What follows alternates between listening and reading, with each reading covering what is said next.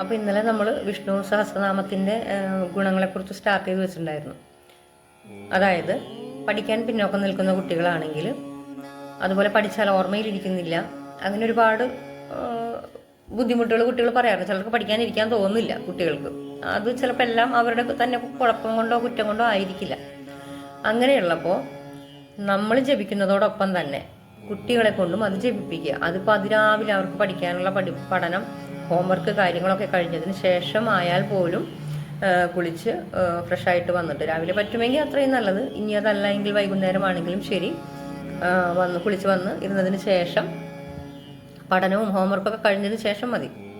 Minimum ഒരു ദിവസം ഒരു പേജ് വെച്ച് കുട്ടിയെ കൊണ്ട് വായിപ്പിക്കാം. ഇനിയിപ്പോൾ വായിക്കാൻ അറിയില്ലെങ്കിൽ നമ്മളമ്മമാർ പറഞ്ഞു കൊടുത്ത് അവരെ കൊണ്ട് ജപിപ്പിച്ചാൽ മതി. ഒരു പേജ് ഒരു ദിവസം ചെയ്താൽ മതി. അല്ലാതെ ഒറ്റ ഇരിപ്പിന് അത് മുഴുവനും കുട്ടികളെ കൊണ്ട് തീർപ്പാക്കണം എന്നൊന്നുമില്ല.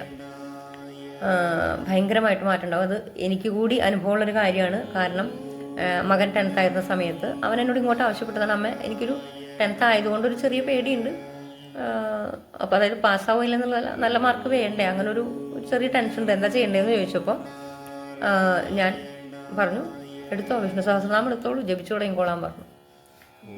അപ്പോൾ നല്ല പെർസെൻറ്റേജോട് കൂടി പാസ്സായിട്ടുണ്ട്. പഠിക്കാൻ വേണം കുട്ടികളെ. ഇപ്പോൾ പലരും ചോദ്യങ്ങൾ ഉന്നയിക്കാം, നാമം ജപിച്ചാൽ അല്ലെങ്കിൽ മന്ത്രം ജപിച്ചുകൊണ്ടിരുന്നാൽ പരീക്ഷ പാസ്സാവോ, ഇങ്ങനെ ഈ വക എന്താ പറയുക ബുദ്ധിശൂന്യമായ ചോദ്യങ്ങൾ ചോദിക്കരുത്. കാരണം ഒരു കാര്യം നടക്കണമെങ്കിൽ അതിന് ഒരുപാട് ഘടകങ്ങൾ ആവശ്യമാണ് അല്ലേ.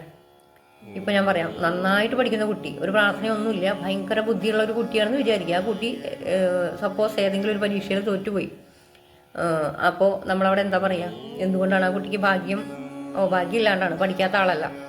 അപ്പോൾ അതാ പറഞ്ഞ ഒരു ഘടകം മാത്രമല്ല, പിന്നെ ഈശ്വരനില്ല അല്ലെങ്കിൽ ദൈവമില്ല, ഇതൊക്കെ വെറുതെ കുറേ പേര് അങ്ങനെ ഒരുപാട് കമൻറ്റുകളും ഒക്കെ ഞാൻ കണ്ടിട്ടുണ്ട്.